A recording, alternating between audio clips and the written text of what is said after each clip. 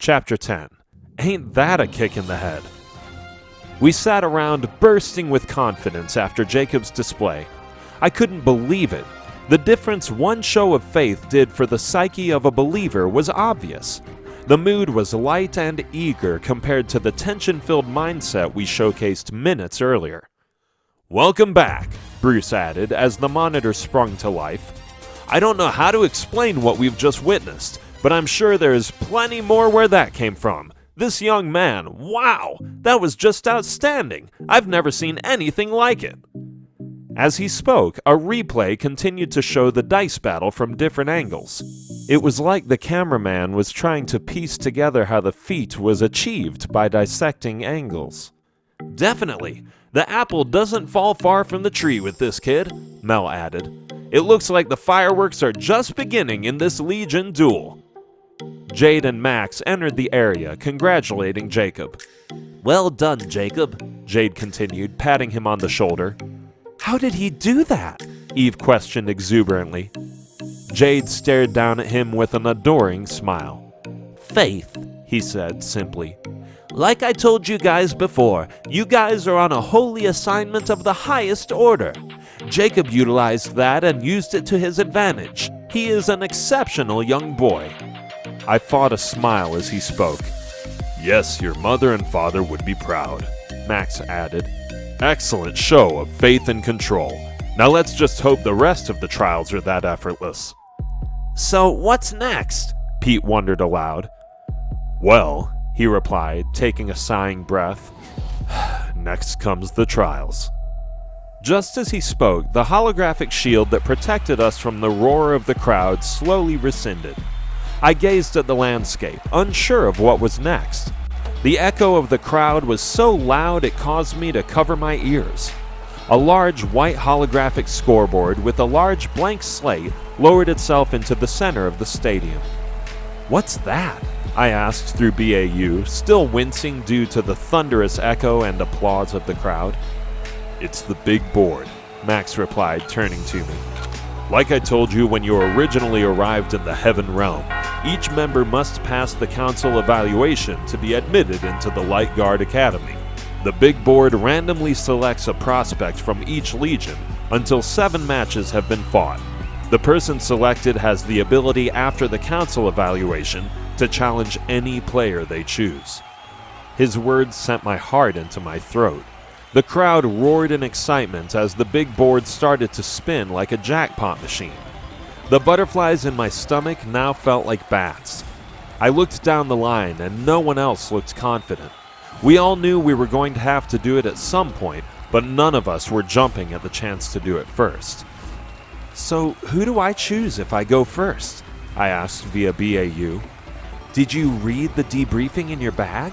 Eve asked, turning to me with a look that fell between disappointed and astonished. "No, we had like 5 minutes. I just grabbed the medallion out of the bag. I never checked for anything else. I figured everything else was just extra equipment," I replied, staring at the spinning board peripherally. That got their attention. Everyone looked at me like I was the dumbest person in the universe. "Tim, are you serious?" Jacob continued, amazed. "It was a BAU upload. It would have taken 5 seconds. It looked identical to the one you had in the simulation. How could you have missed it?" "Tim," Pete replied, looking me up and down and shaking his head. "Tim, I know your attention to detail in training has been spotty in the past, but this could really change the outcome of this trial. Your Legion mates were depending on you," Jade uttered, making me feel worse. His words angered me. If this was so important, why wasn't I given a heads up? It couldn't have been that obvious. Why was I the only one who missed it? Even Sam seemed to be looking at me like I was a moron. I kicked myself as the board's spin slowed down. The anticipation caused the crowd's cheers to drop to a dead silence. "Let's just hope you're not," Eve added, stopping in mid-sentence. As she spoke, I stood speechless as the board stopped, prompting a loud, thundering applause. I ignored them, staring at the big board in disbelief. I couldn't believe what I was watching. The big board read T. Eli. My eyes widened with disbelief. The bats in my stomach were now dragons. It was ridiculous. There was no way my luck was that bad. I turned to ask for advice. As I did, a glowing light engulfed me. I stammered, trying to get my bearings. I opened my eyes to see the heads of the 12 houses seated in a royal-looking throne room. They sat behind a pearl-white podium with their names in front of each of their seats. I was going crazy with anxiety. I was stuck. I had no idea what I was doing, and there was no one I could ask because I was swept away so fast. They grilled me like a prize horse as I struggled to grasp what was happening. "Welcome, Mr. Eli," Abdiel replied. "You've met our panel." I nodded in his direction. I did everything in my power to calm myself. "Mr. Eli, by the authority of this Recruitment Lower Council of Light Guard Academy, for your exceptional grasp of the Oryad fighting style, skill, faith, and bravery, we have approved your admittance into the Light Guard Academy based on your encounter on Light Guard patrol with minimal assistance, the Battle of New Angeles, and for your exceptional showing in the Hannock simulation. You have shown yourself to be a worthy prospect and capable of carrying out the duties of Light Guardsman," Abdiel continued, staring at me as I finished. I stood speechless, not knowing what to say as they stared at me, waiting for a response. "Thank you," I stuttered in an unsure manner. They looked at each other as they alternated between smug headshakes and slight chuckles. I really appreciate the opportunity," I continued stuttering, trying to save face. "You are quite welcome," Abdiel replied. "But please, may we have your Legion medallion so that we may anoint it with our blessing to move forward?" "Oh," I replied, walking forward, urgently handing my medallion to him. After getting it caught on my collar for a brief second, I wrestled it off and handed it to him. He cleared his throat uncomfortably before continuing. "As you seem unversed in our customs, I will explain what happens next," he continued in a disappointed and concerned manner. "Each house on the council has a trait that we look for in all recruits, and based on those traits we determine if you are approved or disapproved on a grading system out of 12. Based on how many approvals you get scored from A to D.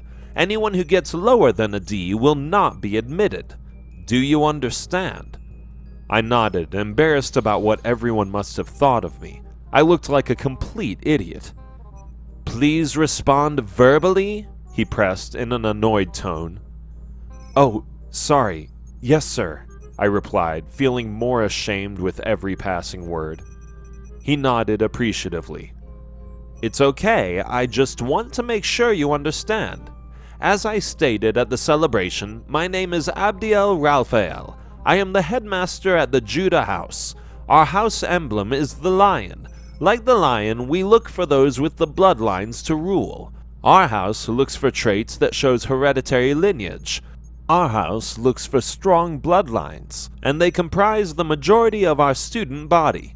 In the presence of the lower council members, I, Abdiel Raphael, approved this prospect on the grounds of an excellent bloodline with over 1,000 years of servitude," Abdiel replied, placing his hand on the medallion as a black and gold gem appeared as he touched it. "Let this gem be a testament of the Judah house as it adorns our house color and sign." "On earth as it is in heaven," they all replied, as he passed the medallion to Regiel. "My name is Regiel Uriel. I am headmaster of the Benjamin house. Our house emblem is the wolf. Like the wolf, we look for those who can lead yet still handle themselves independently. The Benjamin house rates versatility. We are always looking for unique prospects that illustrate well-rounded skills and the ability to adapt to any circumstance. In the presence of the lower council members, I, Regiel Uriel, approved this prospect on the grounds of outstanding versatility and adaptability," he continued. "Let this gem be a testament of the Benjamin house as it adorns our house color and sign." "On earth as it is in heaven," they all replied yet again. A red, white, and blue gem appeared on the medallion as he passed it on. "My name is Liara Melingiel. I am headmistress of the Asher House. Our house emblem is the tree. Like the tree, we look for seeds that can branch, retaining fruitful information and bring forth many more seeds. The Asher House rates cerebral skill and dexterity. We are always looking for prospects that are cerebrally astute. In the presence of the lower council members, I, Liara Melingiel, approved this prospect on the grounds of sufficient intelligence and dexterity. She continued, smiling like a proud mother as she stared at me, placing a pink gem on the medallion. Let this gem be a testament of the Asher House, as it adorns our house color and sign. I stood bursting as they continued. Even after Jade had explained that I would probably be admitted, it was still hard to contain myself considering the situation. I was humbled hearing such decorated guardsmen speak the way they had. My name is Saul Marcel. I am the headmaster of the Joseph House. Our house emblem is the fruit. Like the fruit, we look for prospects with natural skill, whether that genius is cerebral or physical. We looked for those who are naturally privileged.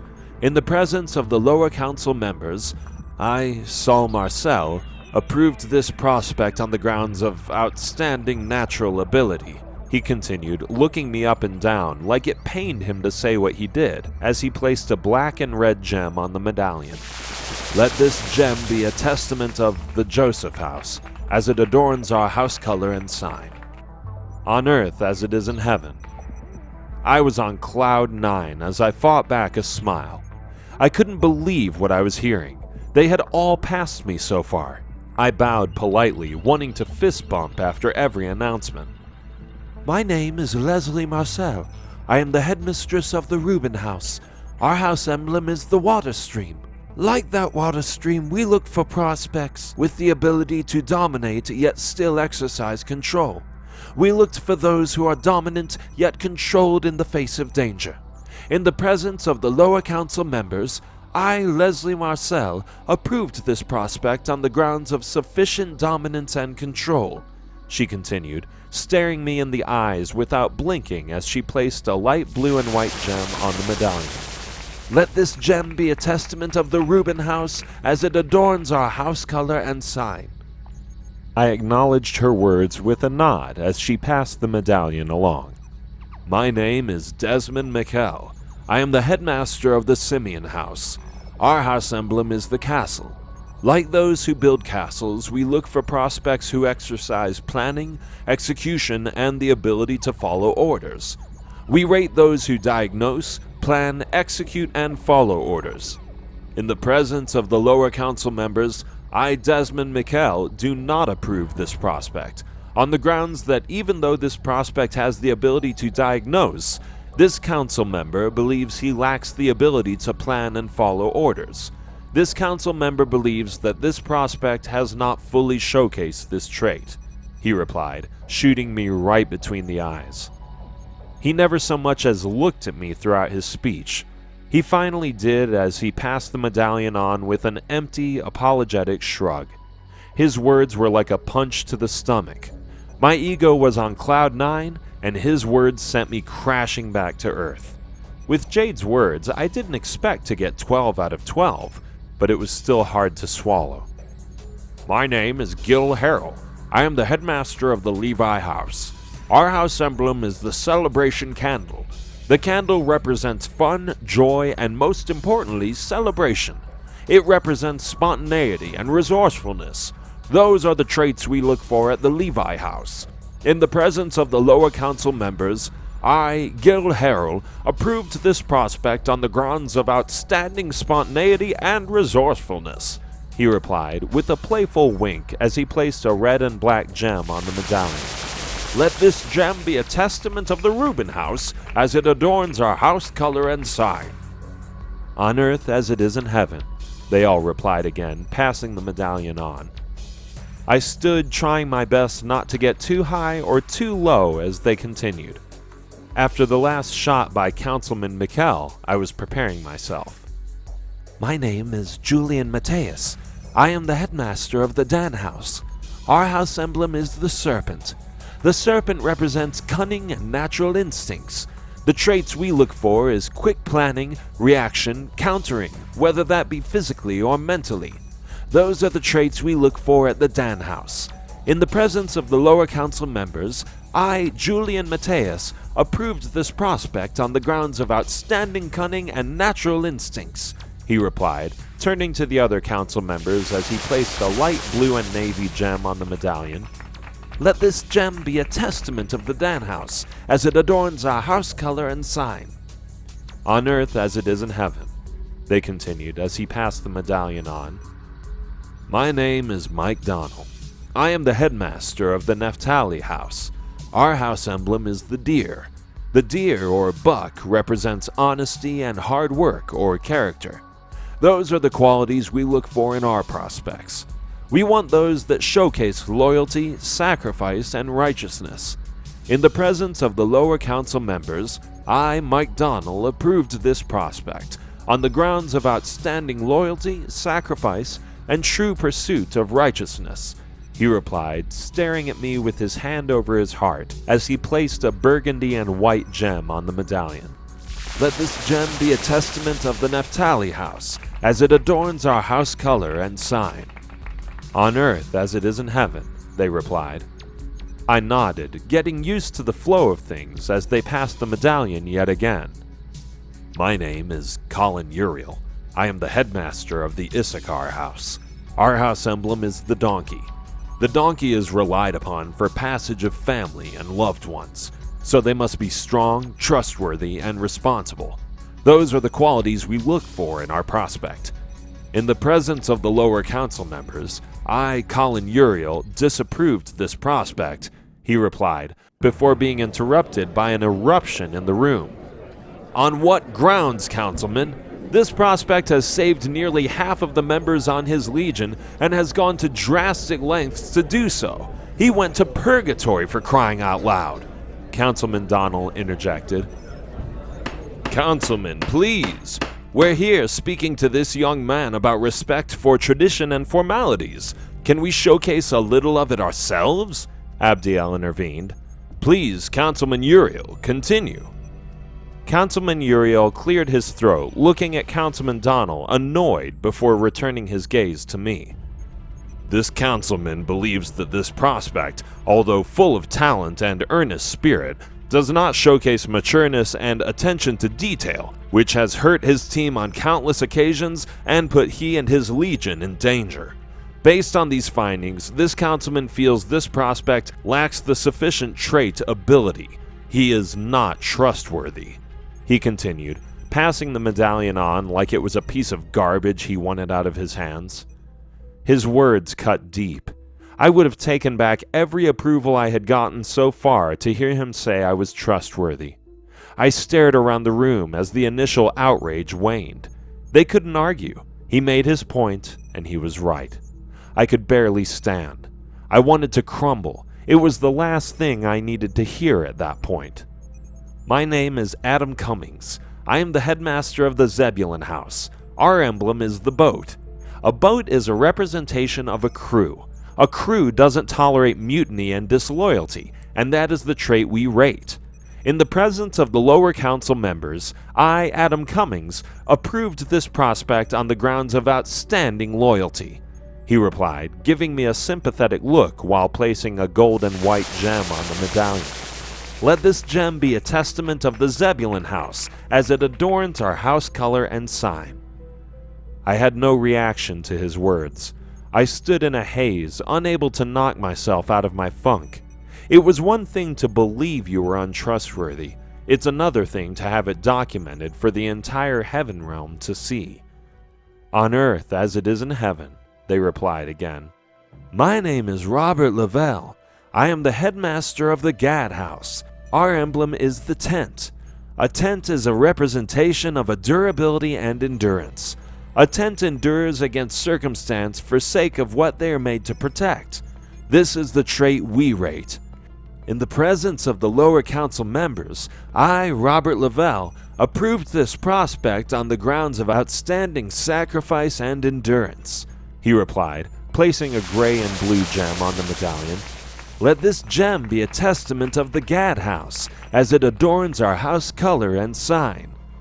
"On earth as it is in heaven," they replied for the final time. I bowed appreciatively, even though inside I was a house of cards barely holding together. "Mr. Eli, you have been approved with a 10 out of 12 on the rating scale, for a score of B. You have achieved elite status," he replied, smiling proudly. "That is a prestigious ranking that affords you the ability to duel outright or take on a relic undertaking against an opponent of your choosing from the ABA Legion. Who will be your opponent?" I stood like a deer in headlights. I had no idea who to pick. I didn't know anyone on the other team outside of Sean and Abigail. I couldn't choose Abigail, and Sean was some type of prodigy. He would be better left for someone who could do research on him. The only other two I knew were Herschel, who was the captain, and Leo Danks. Leo looked like a beast, so he was definitely a no-go. I was vexed as I turned to the council, unable to respond. "I have no selection," I replied, trying to sound as formal as possible. They all looked at me suspiciously before Abdiel leaned in to make sure he was hearing me correctly. "So, are you forfeiting your selection?" he replied in a pressing tone. I guess so," I replied self-consciously. Okay," he struggled, trying to stay professional but obviously thrown by my reply. "Well, as a consolation for forfeiting your selection with an elite ranking, you get to choose your relic site. Out of the 9 planets in your home realm, Mercury, Venus, Earth, Mars, Jupiter, Saturn, Uranus, Neptune, and Pluto, you must choose one of these planets for the relic undertaking." I was about as clueless about that question as I was about the last one. I fired without thinking in a terrible attempt to seem competent. "Earth," I replied, putting on a facade. "Well, I would expect nothing less from an Eli," Regiel replied confidently. "Looking for a challenge, huh? Just like your grandfather." I nodded, even though I was kicking myself inside. "Indeed," Abdiel added with a smile. "I love a prospect that challenges themselves. That is, if he actually knows what he just did." I relented, shaking my head apologetically. "No, sir, I don't," I replied. "I never got my Light Guard briefing upload. It's still in my bag on the transport." He smiled like a grandfather laughing at their innocent grandchild as Councilman Uriel smiled a vindicated grin. "Well, we appreciate you being honest about it," he replied with a chuckle before clearing his throat, signifying a revert to a professional tone. "Well, Mr. Eli, the Earth undertaking is the hardest of the 9 this year. The relic is an underground labyrinth on the coast of an island. The labyrinth tests endurance, patience, faith, fear, and dedication. It is taxing both physically and mentally. Just know you should be prepared for the worst." I nodded, my shields of confidence dropping with every passing minute. "What is the relic we'll be looking for?" I questioned, scratching my head. A serious look covered his face as he sat forward like he was preparing to disclose something personal. "Every relic is made to make the prospect who acquires it more powerful. A prospect who is good becomes great, a prospect who is great becomes elite, and a prospect that is elite becomes legendary. This particular relic has power given directly by God to Moses and transferred to the prophet Aaron.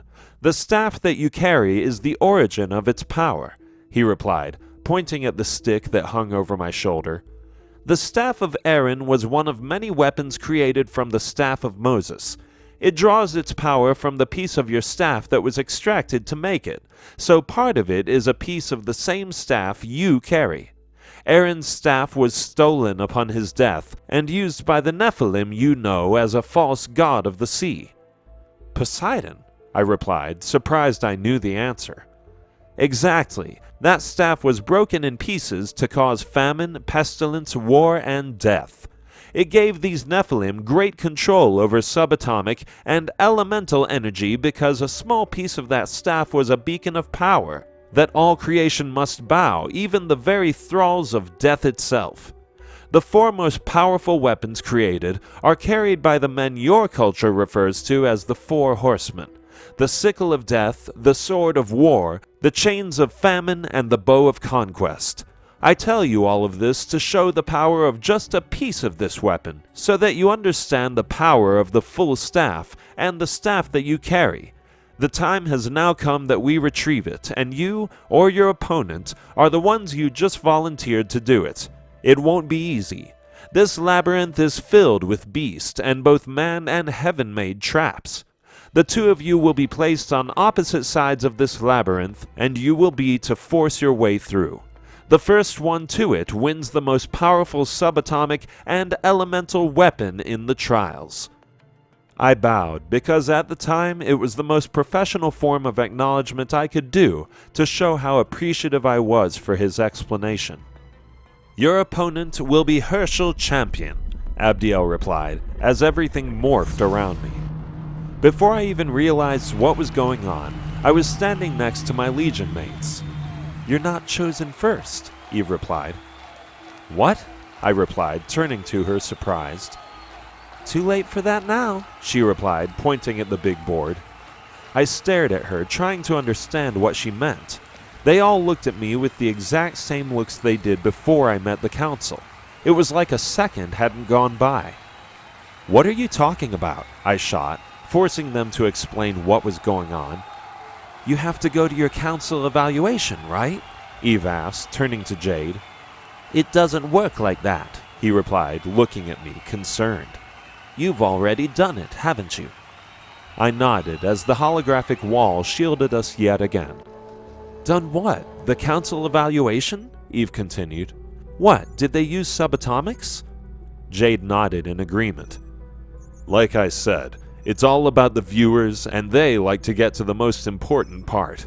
The last thing they want to do is waste people and advertisers' time, so they do it outside time, Max interceded. They all surrounded me like I was a novelty item. Well, what is it? Jacob pressed. I hesitated, knowing what Jacob was going to say before I spoke. Earth? I replied, my spirit recoiling, expecting a backlash. Earth? Jacob replied, so angry his eyes were actually coated in light. You're going after the staff of Aaron!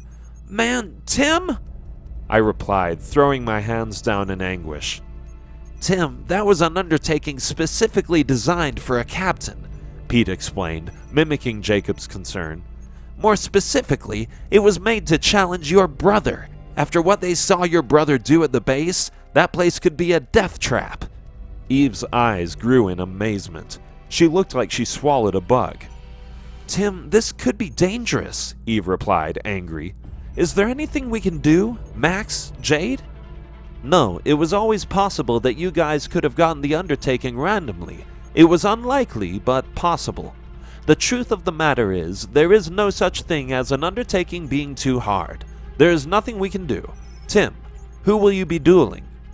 Herschel Champion? I replied, even more gun-shy. Their eyes lit up like I had set myself on fire. That kid is good. He's one of the strongest prospects on their team, Danielle replied, amazed by my stupidity. The kid is a beast. He has never failed a mission, and even worse yet, he's a vert with a lineage that goes back to the Archangel Uriel and King David. This kid is no joke, Uriah added, cautioning me. You have your work cut out for you. I nodded, but for the first time I wasn't nervous, and I wasn't afraid. I was anxious. It came over me like a calm fire. I couldn't fight a wild urge to smile. I felt torn. I was nervous about the undertaking, but at the same time I was excited about the prospect of conquering a task set aside for Jacob. Tim, get ready, Max replied, placing his hand on my shoulder. Jacob, you and Pete will be his aides through this thing. Tim, it's hard, but you can do this. Remember, you're not fighting Herschel, at least not yet. You're going against a course. Thanks, I replied. But is it normal for two people to look over an undertaking? Or are you guys doing this because you don't trust me? Each prospect has up to 2 Legion mates they can call if they get into a jam. It's normally for expertise or battle pointers, but yes, seeing as you didn't read the briefing upload, no, we don't trust you, Jacob replied angrily. Not until you start acting like someone worthy of being trusted. What did you say? I fired angrily. Tim, this is not your stupid pee-wee football game. This is not one of your overnight school reports. This is a serious situation, and I can't understand how you could still make the same bonehead decisions as you did before. This is still a game to you, and we're not going to lose the trials because of it, he fired, turning his back to me. I stared at him, seething. I was less than 10 minutes from swelling with pride for my brother. It was typical of how quickly our relationship changed. He had a way of getting under my skin like no one else. I admired his talent, dedication, and intelligence, but I hated the condescending, arrogant way he spoke to me. He treated me like I was his son instead of his brother. It drove me crazy. He's not going to be my advisor, I fired. Everyone seemed to turn at the sound of my words. They looked at me with a look that fell between anger and disbelief. Jacob shook his head before throwing his hands in the air. Tim, I understand you're mad, but Jacob is the only one who can beat this thing. Without him, you don't stand a chance, Danielle added. He's right. Doing this will not only be stupid, but it would be selfish as well. This is serious, and you're doing nothing more than proving his point. You're acting like it's a game where you can make up your own rules. You're going to Earth, the one place the Light Guard is barred from going after just battling a horde of demons who are now on high alert. Kid, you need your brother. Not to be rude, little Eli, but it's going to be pretty hard to beat this thing. I know you think your brother is being a jerk, but we really need this. With Hikari, sigh, I shot, angry at his unaffectionate label. Whoa, man, sorry, sigh, Uriah uttered, trying to get me to come down. I didn't mean anything by it. I was just saying she's a big piece on the board. I'm sorry, I uttered, lowering my head. It's just, I get it. I made a mistake. A dumb, stupid mistake. I didn't mean to. I slipped up. I wasn't paying attention, but it doesn't make me an idiot. Why is everyone acting like I killed someone? It was one mistake. It's not my fault Sai got hurt. I mean... Jacob stared at me, pausing at the sound of my words. It was like they all got a glimpse into my soul. Eve gave me an empathetic look before making her way over to me as I tried to piece together why I said what I did. Tim, I don't think your brother's the one that believes that. I think you do, Eve shot in a pleading tone. You're letting your emotions over what happened to her cloud your judgment. Initially, I thought it was you being irresponsible, but it's more than that. You still haven't forgiven yourself for letting Sai get hurt, have you? I continued in a stern manner, still unable to let my guard down as she continued with everyone looking on. I wasn't processing what happened to Sai well. Sai and I experienced every significant event in our lives together. It was hard to know I was about to face one of the toughest moments in my short life, and she wasn't going to be there to help me through it. I woke up that morning in a haze. I thought about her continually, and Eve's words brought back the moment in my room. I remembered staring at the lasting image that the Revelation's assistant sent along with my equipment. That was what took my focus off the upload. Eve was right. I blamed myself for what happened, and whether it was the council members or Jacob, whenever I heard irresponsible, I heard, you got Sai hurt, and it infuriated me. I knew Eve was right, but I kept up my stubborn demeanor. It wasn't my fault, I shot, fixing my demeanor as I stared Eve in the eye. Why should I feel any guilt? You're wrong, I just misspoke. I stared daggers at Jacob before turning back to Uriah. He went too far. He could dress me down all he wanted, but this time, his words cut deep, and I was more than sure Eve's assertion about my guilt was true motivation. I couldn't forgive him. It was a mistake for him to say I wasn't worthy of trust. In my current state, I couldn't let those words go unchallenged. I don't want someone who doesn't trust me aiding me. Who would? I fired back angrily. Tim, think about this, Jade fired aggressively, exhausted. Who will take his place? I shook my head, lost for words. I had no answer. Anyone would do. As long as it wasn't Jacob, I didn't care. Sam, Jacob replied. Sam needs to be using this time to get ready for his own trial, or does he not matter as long as you get to prove your stupid point? It was hard to argue. I really had no reason for saying what I did other than getting back at Jacob. It was completely selfish, and I knew it, but inside I couldn't admit it because it made Jacob's assertion correct. No, Sam trusts me. He relies on me like I rely on him, I replied, only half believing what I was saying. He'll be better than you. If you're my advisor, I'll spend the whole undertaking arguing. They all shook their heads, displeased. It's your choice. We don't have a say in your decision, but I hope you're doing what you believe is best for the team, not being a brat, Eve fired. Sam needs to use this time to train. They're gunning for him, Tim. I trust you. If you say you're doing this for the right reason, I believe you. But if you're not, I beg you, as a friend, take me instead. Her words gave me pause. I stopped and thought about it introspectively. I wanted to say I was sure, but I wasn't. It was anger, and I had done enough to hurt Sam's chances in the trials. He didn't need me hurting his odds further. I relented in a submissive manner. Okay, Eve, I replied, relenting. Come on. She looked at me like she was checking to see if I was serious before grabbing her bag. Pete begrudgingly followed suit. We headed out the hologram wall with Jacob and Danielle looking at me like they wanted to use me like a piñata. You realize by aiding him we're condoning his actions and possibly forfeiting a win, Pete poked. When has anything like that ever stopped us before? Eve added. Pete nodded sarcastically, forcing Eve to chuckle as they both followed me. Come on, you guys, I don't need Jacob. Besides, you heard him. How will he ever respect me if I rely on him? I'll win this undertaking, and he'll have to say that I'm not just his stupid loser little brother, I pleaded via BAU. Will doing this give us the right to continue to refer to you as our stupid little friend? Eve continued. I shook my head, agitated. Eve, this is serious, I snapped. Pete stopped in his tracks and looked at me with an antagonizing glance. If it's serious, then why isn't Jacob here?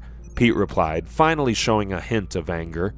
Tim, you're my roommate and my best friend, but at times, Jacob can be right about you. What? I replied, blown away. Was he right for saying what he did? No, but does he have a point from time to time? Yes. Tim, if you want to go and do this to prove something to yourself, fine, but don't act like you're acting in the best interests of the Legion. Neither of us is buying it, he replied, looking me in the eye. You won't admit this is about what happened to Sai. That's also fine. But you're acting completely out of character, and it may cost us big time. Me? You heard what he said, I retorted angrily. He shook his head, exhausted with my attitude, as Eve looked on, caught off guard by the entire spat. Pete and I rarely got into disagreement, let alone a full-out screaming match, but this was testing that norm. Who cares? He fired. Tim, you keep saying what would Sai do, like it's your slogan, and I went for it hook, line, and sinker. You said don't let this crap go to our heads. You said don't get too cocky. Yeah, I did, I replied stubbornly. Well, take inventory, Tim. This is all about ego at the expense of millions of people. This is selfish, not selfless. Who cares if Jacob took a shot at you? Prove him wrong, but don't do it at the expense of the team. Doing that spits on everything Sai fought for, the exact thing you criticized me for a day ago. Or do you not remember that speech? This fixes nobody's problem but yours, and it's a huge risk that could permanently cripple us. And for what? Because Jacob said you weren't trustworthy. I smashed my fist into the wall, turning to him as he and Eve recoiled. Listen, friend, I responded angrily, condescending. I don't care about this competition, and I don't care about this school. You think this is about showing off or showing up Jacob? You're an idiot. This is about me. If God has a plan for me, then I seriously doubt this school will derail it, whether I succeed or fail in this trial. I don't understand what role this school plays in the grand scheme of things, But what I do understand, I understand well. This is about doing things my way. I've screwed up so many times, and every single time Jacob has to fix my mistakes. If I'm serious about doing this, I've got to prove to you guys and everyone around me that they can trust me. That can't happen if they are trusting Jacob. I spat, staring Pete in the eye with my eyes coated with light. As long as Jacob is there to make up for my mistakes, I don't get the credit or respect that's associated with it.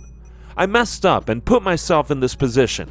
Being chastised and walked through things by Jacob puts me right where I started, even if I do pass this thing. So this isn't about pride or selfishness. This is about doing what I need to do to make sure I get better so that I learn the consequence of my own mistakes. What I said last night has nothing to do with a speech. It had everything to do with our actions. Eve stared down bashfully before turning to me reluctantly. Pete nodded, finally relenting an understanding matter. But hearing me out did give them a look into why my resolve was the way it was. Tim, I know this trust thing has you in a rut, and believe me, I get it. You feel guilty about what happened with Sam and Sai. They both were mistakes, or at least that's what we assumed, but think about it. Every time you feel someone is challenging your ability to be trusted, you haul off and do something brash. I'm starting to wonder if this thing you have with trust goes beyond us, Jacob, even this whole trial thing. Are you sure this isn't about proving something to you?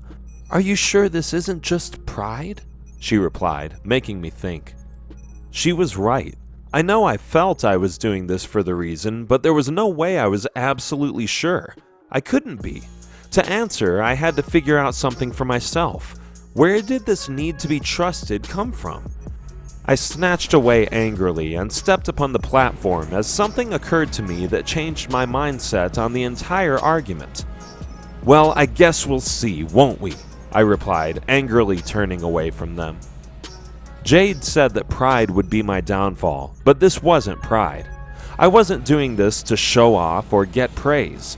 This wasn't like my time in the plane during the Hannock simulation, where I was driven by anger and emotion. It was the opposite of that. To get faith like Jacob had, I had to push myself. I had to continue to do the impossible, not because I wanted to become better than Jacob. That wasn't my reason for pushing myself. I wanted to become a better prospect, a better remnant, but first and foremost, I wanted to become a better Christian. Faith is built through adversity, and the more I pushed myself, the more faith I gained. I had a glaring weakness in my faith. Deep down, I didn't believe I was trustworthy, and as long as I believed that, I would never feel worthy of power like Jacob had. I wouldn't have the faith in Father Yahweh's favor in me because I would always feel unworthy. Whether it was in purgatory, my fight with the succubus, the Battle of New Angeles, the Highgates, or the Hannock simulation, it wasn't my power that was building. It was my faith. This was no different. "Tim!" Pete yelled, trying to bury the tension between us as I ascended onto a portal platform. He shook his head hopelessly.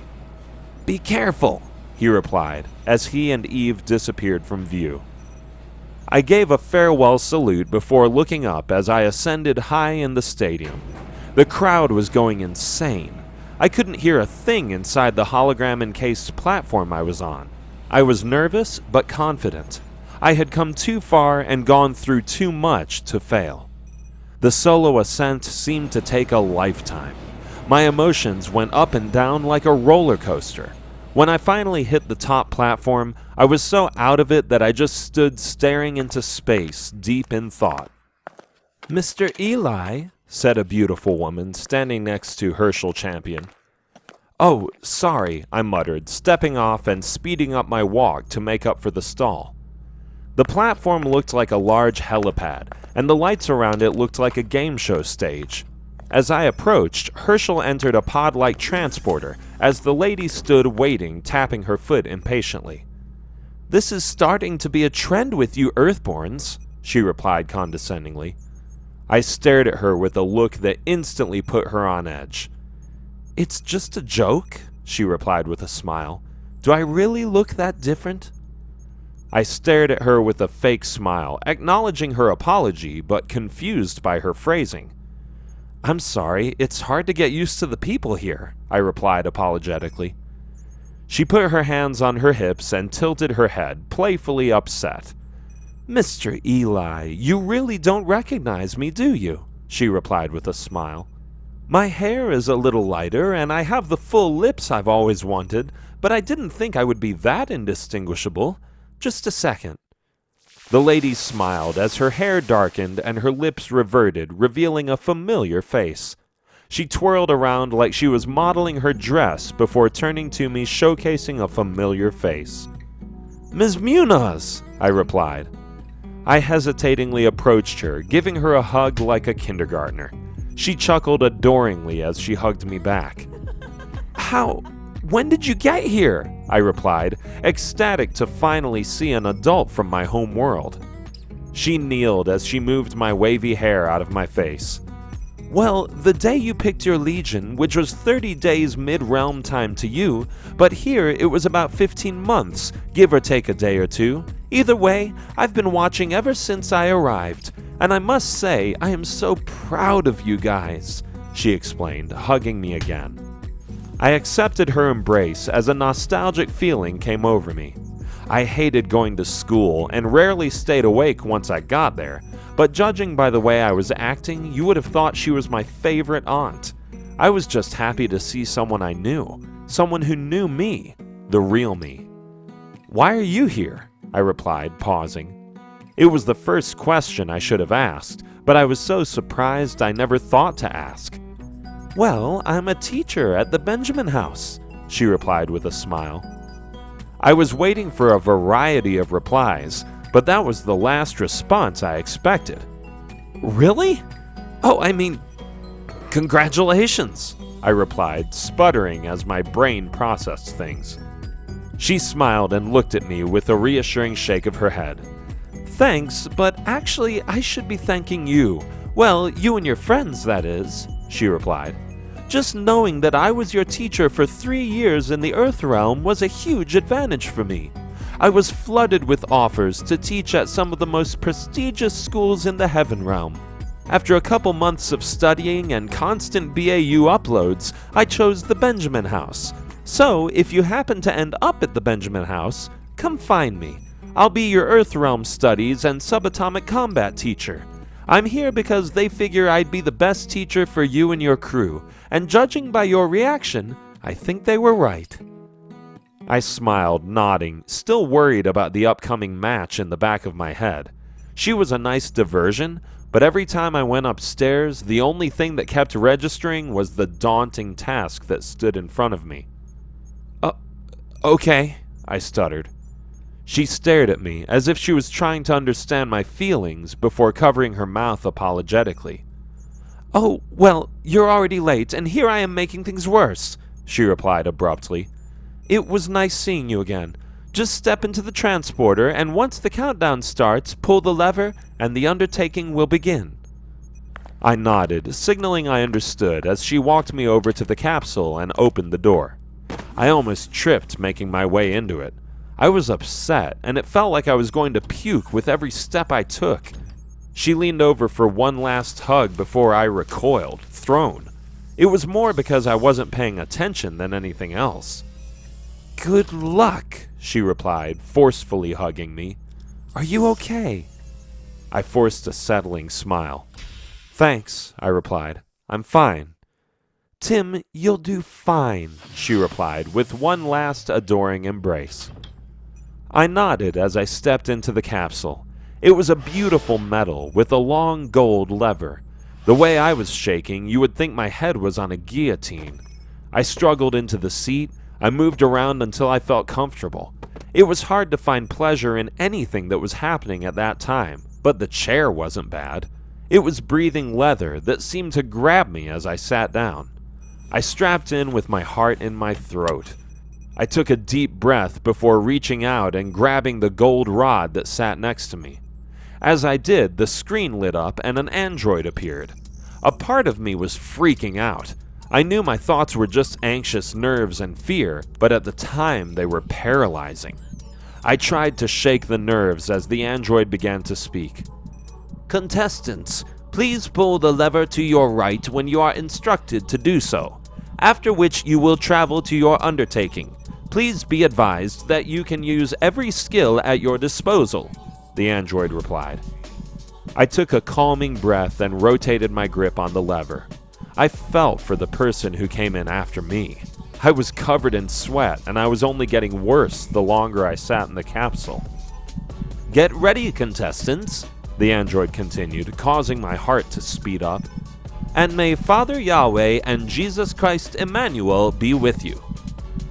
As he finished his sentence, a countdown started on the screen.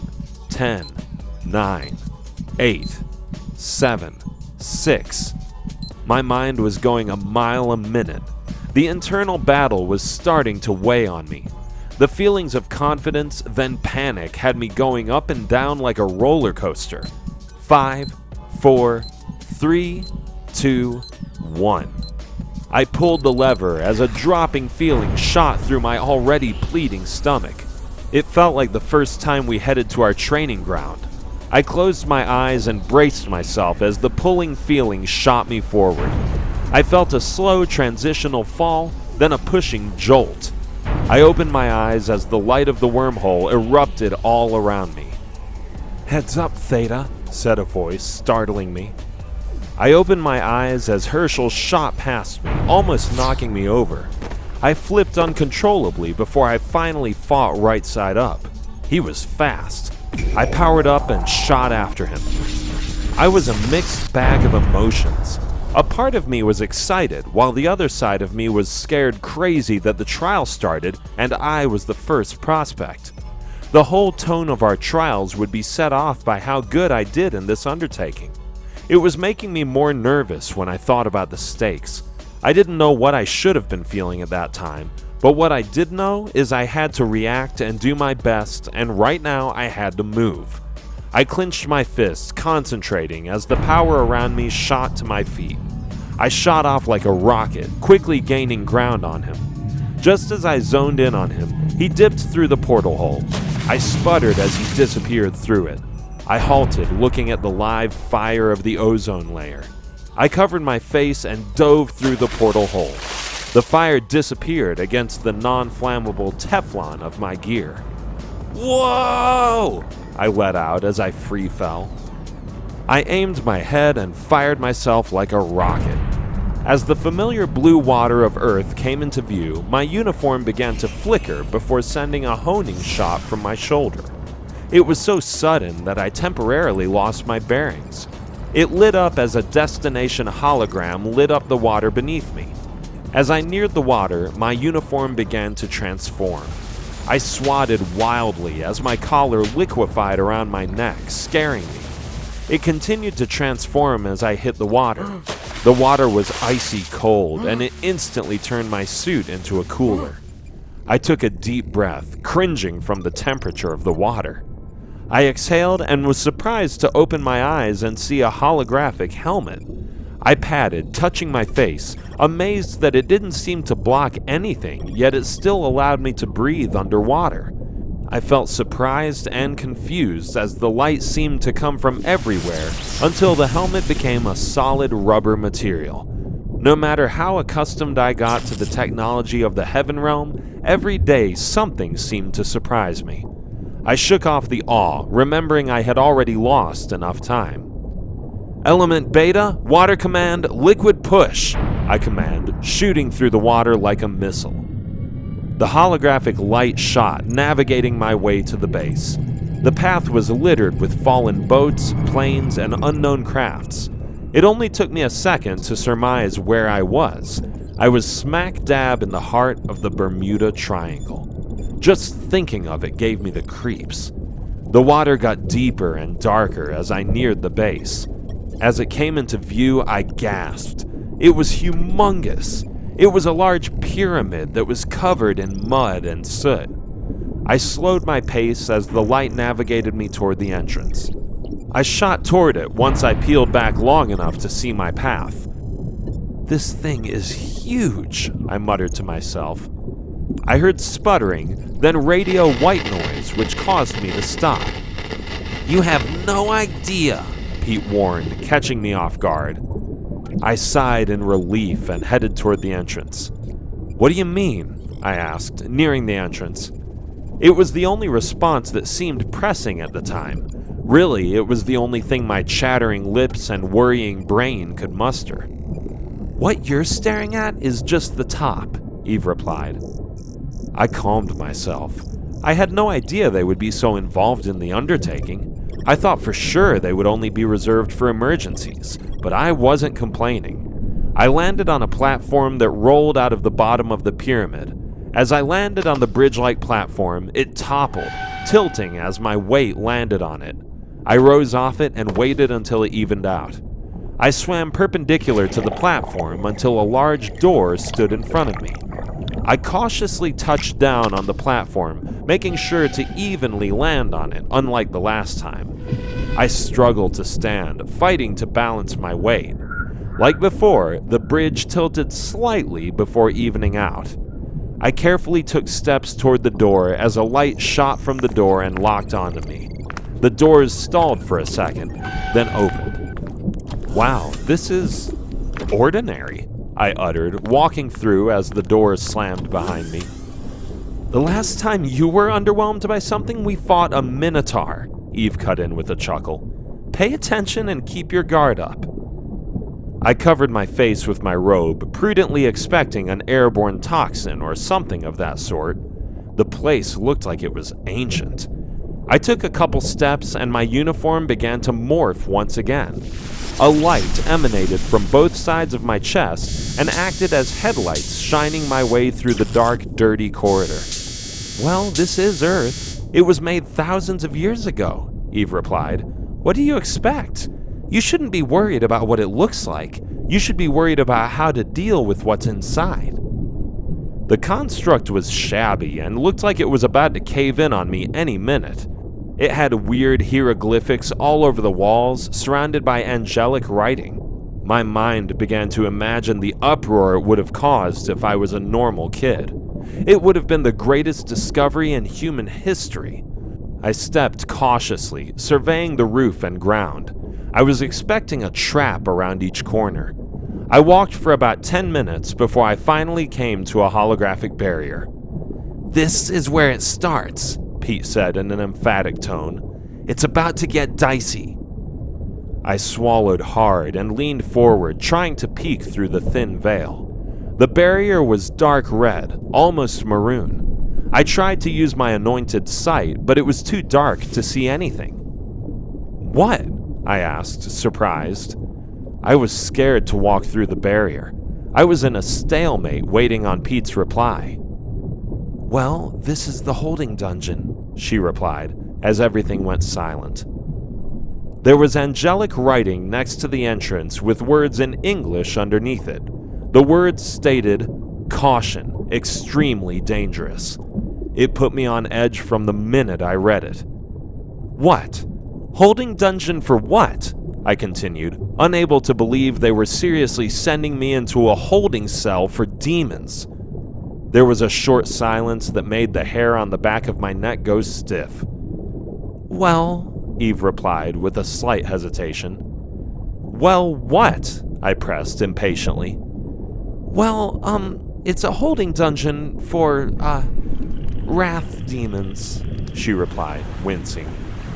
I sighed, not at all surprised, yet still annoyed. I calmed myself. I took down a legion of them before. I can do this. I bounced from foot to foot, trying to hype myself like I used to do before my football games. I took a deep breath and focused as Pete cut in. "Tim, I've seen you at your best. Trust me, you can do this," Pete replied, echoing my thoughts. "Well, it's not like I have any other option, right?" I cut in, wringing my hands in a nervous manner. I closed my eyes, saying a silent prayer before sprinting through the holographic gate. "Holy crap!" I shot, dodging the minute I broke through the barrier. Boom! I dodged as a flying boulder narrowly missed me as I slid under it, watching it whiz by my face before lodging itself into a nearby wall. "Nothing like a welcome party to make you feel right at home," I responded sarcastically. "I can't believe you're making jokes right now, Tim," Eve cut in. "Pay attention. You nearly got your block taken off. I've lost one friend this week. I don't want to lose another." I moved to respond, but before I could, the sight of Herschel forced my attention to the scrum at the bottom of the stairs. He was fighting a horde of wrath demons. They surrounded him, barking and roaring. He stood using a weird light shield as a defense. He nailed the first attacking demon with a punch that was so vicious that it took out half of the demons with its momentum. He wasn't fast, but what he lacked in speed, and he more than made for in power. "Element Gamma, Fire Command, Cell Inferno," he commanded, turning the demons into sizzling bodies. "Roar!" one let out, catching my attention.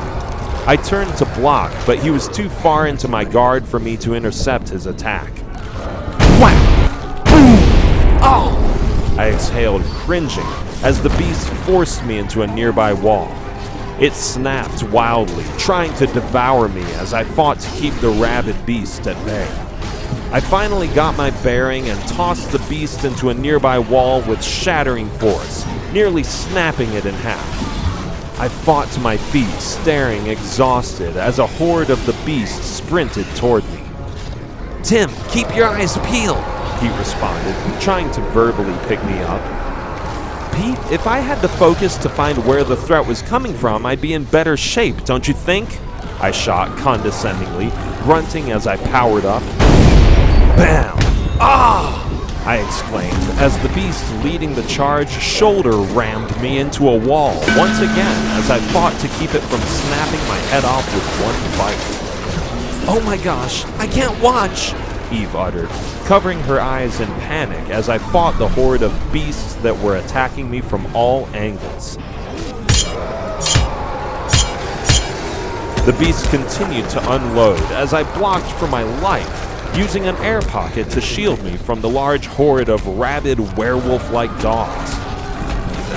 "Anybody got a dog whistle?" I replied, grunting in exhaustion, still unable to kill the sarcastic part of my personality as I fought for my life. "Tim, I'm going to kill you when you get back here," Eve shot angrily.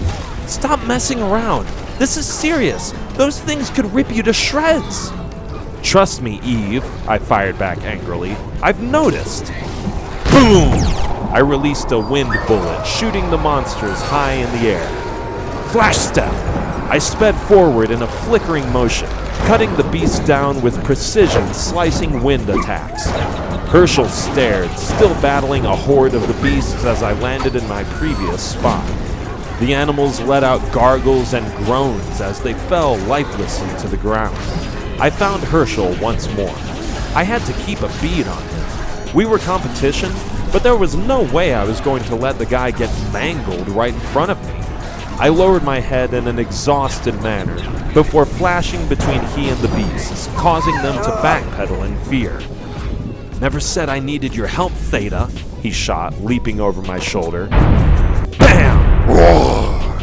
He leveled one of the demons in mid-air, using an elemental wind push. Before I could react, he spun, positioning his back to me. I would like to say it was a show of solidarity, but I knew better.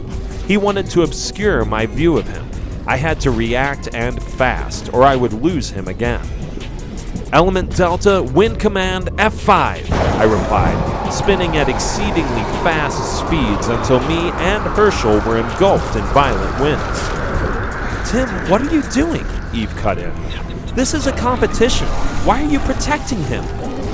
"I can't help it," I responded apologetically as my power exploded. "I can't watch the guy get mauled by a room full of werewolves." Roar! Boom! Smash! Boom! I emitted an exploding wind that engulfed everything around me and Herschel.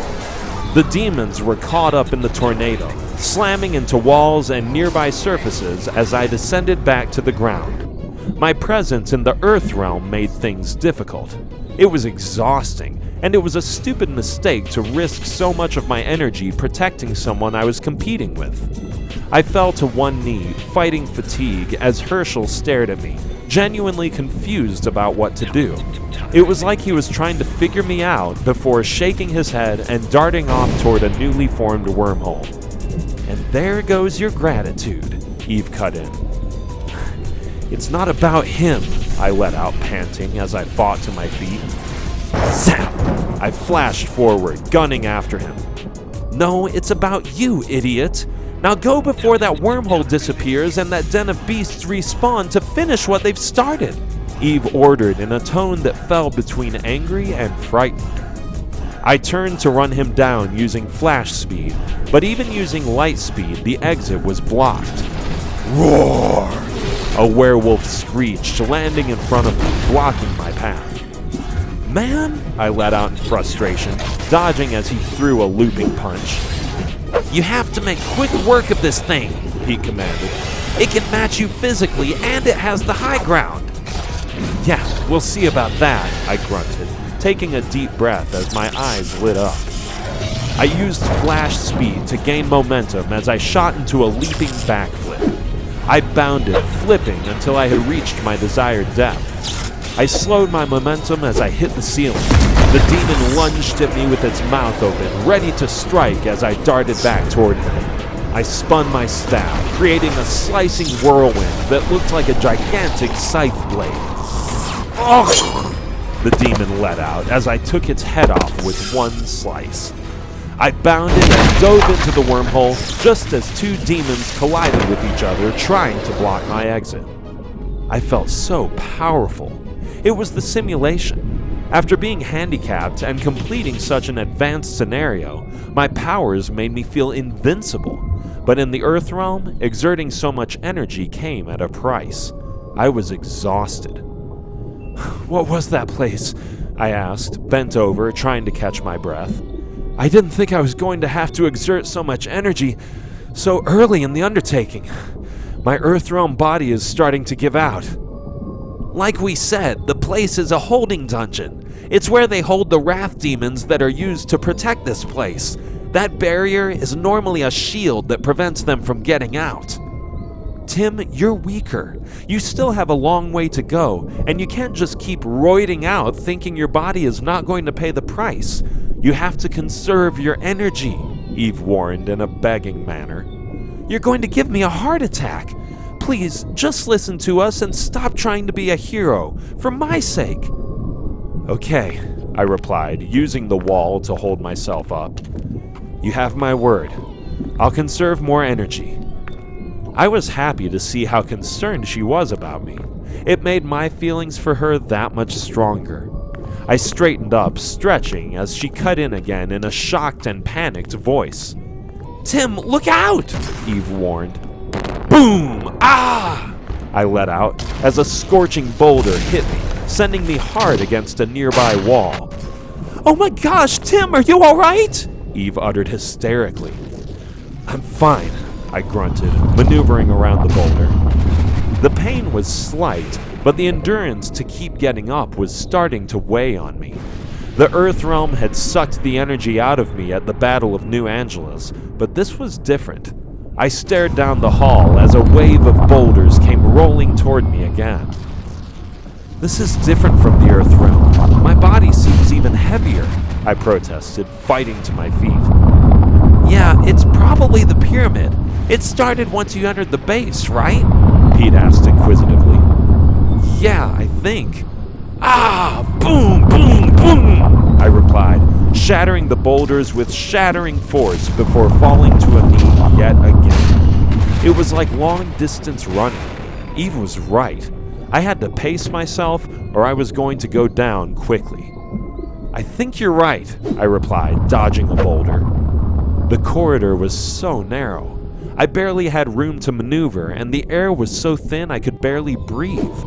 I crawled, rolling from right to left as I made my way up the escalating and thinning corridor. I wanted to drop my head and bull through the entire wave, but after the toll it took on me the last time, I wasn't willing to risk it. It seemed like forever for me to reach the top. I hoisted myself through the small vent-like barrier, rolling onto my back. "How far do I have to go?" I replied, wheezing. "We're not allowed to tell you," Eve replied. "That's what the BAU debriefing was." I shook off my fatigue, rolled over, and went to one knee as I surveyed the outline. I shook my head, exhausted, as I stared in the face of a legion of Nightwalkers. The place was black and mucky, with small pools all over the floor. It looked like some sort of Egyptian sacrificing room. There were large sphinx and other Egyptian sculptures and all over the place. The vampire-like beings hung from the ceiling, awaking with my presence. "Can I take a time out?" I asked rhetorically. "I can't breathe. This is unreal." Whash! I looked down, amazed, as a disgusting tongue wrapped itself around my forearm. Boom! I slammed the beast like a tetherball into a nearby wall, forcing him to release me. I couldn't use my elemental powers or flash speed, but I still had power, and my normal speed was still above average. I had to use those skills to the best of my ability. Boom! Smash! I forced resolve into my spirit. I kicked and dodged the mindless beast with everything left in me. They were child's play, even at my current level. "Awesome, Tim! Keep it up! They're going crazy here! Keep pacing yourself! You're doing awesome!" Eve cheered. Boom! I landed a drop kick that sent one into a nearby wall before flipping backwards and catching another one in the head with a razor kick. I fought like a wild man. Before I could blink, I had cleared the room. They sizzled like bacon on a fryer before exploding in on themselves. "Where do I go now?" I asked, unable to find an exit as I stepped over the beaten bodies. My body screamed from the fatigue of using my immense power. I soldiered through it, trying to focus on the task ahead of me. Normally, there was a holographic barrier on an adjacent wall, but this time the entire room was encased and there was no way out. "Look for a holographic barrier," Pete ordered. "I know, I can't find one," I replied. I zoomed in using my anointed sight, but there was nothing. And to make matters worse, even though I was as tired as I was when I used my faith power, using my physical powers was starting to take its toll on me as well. I was on my last leg, and I knew it. As powerful as I was, I had no control or discipline with my energy. It was just another lesson I failed to respect when Jade emphasized it during our training, and once again he was right. This thing needed to end. I had little to give. "It's not just on walls, it can be on floors, even elements," he continued. I looked around, spying a holographic barrier over one of the pools. It was the same color as the water beneath it. The contrast made it extremely hard to see without anointed sight. It made me feel better, because I could at least take solace in the fact that Herschel probably lost time looking for it. "Hold on, Tim," Eve cut in. "That puddle barrier means more than you think. It signifies the next leg of the undertaking will be underwater." I nodded, kneeling, pressing the button on my helmet, causing my scuba gear to appear once again. I took a lasting deep breath just in case. "But that's the serious part, Tim. That Herschel kid, he's a vert and submerged combat is his forte." "Submerged what?" I asked, oblivious to the danger I was in. "Underwater combat. He's going to cover a lot of ground underwater. You're going to have to book it to catch up, but still, be careful," Pete continued. "The next leg is going to be heavy in sloth and underwater demons. It's going to be tough." I shook my head, exasperated. I checked the water with a kick. "Tim, what are you doing?" Eve chastised. "I'm being cautious, like you said," I replied. "I didn't mean kick the water. Jump in and keep an eye out for Herschel and the demons. Now hurry up, he's already far ahead of you. He's already found the sloth demons," Eve shot in an agitated and impatient manner. I took a deep breath and dove into the pool of water. Immediately, I found myself surrounded by serpent-like creatures. They gave me the creeps. I stared like a deer in headlights as they swarmed around me like I was invisible. The water was a dark black. I could barely see. What is this black stuff? I exclaimed, dodging as one of the sloths came close. Herschel used a subatomic art. It's one of his talents, Pete explained. Stay away from it. It blinds every sense you have. It's how he got past these things so easily. Stay clear of it. I dodged sideways, but it was hard to move in the water. Luckily, the black water disappeared within seconds of me moving. Unfortunately, it seemed to disappear along with the foggy haze clouding the serpent's senses as well. What are these things? I exclaimed, retreating, as the serpent seemed to hone in on my position. They're sloth demons, Eve explained. This is by far one of the hardest parts. It's really for an L remnant with water affinity. You're a wind element affinity, so it shouldn't be too hard, but as you know, water is your worst element. I kicked myself. It seemed like everything Jade had hassled me about seemed to come to fruition, and it was starting to irritate me. Tim, you can't just work on things that come natural. You're talented, but you need to work on things like defense and, yes, water. His words came flooding in my mind as the serpent circled me. Swirl! One lunged at me. It was too fast to counter, and underwater I wasn't half as quick as I was usually. I met it head-on with a shoulder block, but that did little to slow its momentum. It took me on a spiraling drop toward the seafloor. I can't move, it's too heavy, and with this water's pressure, it's got me pinned. I let out, fighting with everything I had. Boom! Ah! I exclaimed, writhing as I hit the seafloor with a thud. The solid ground was actually a relief. I was in dire need of an alternate elemental to make up for my struggles with water. Element Epsilon and Beta, Earth and Water Command, Mud Spurs, I replied, shooting mud in the beast's eyes. I could barely cover myself as globs of mud originated from behind me, covering the animal with soot as I fought free. I landed on the ocean floor and laid on my back, out of my breath and energy.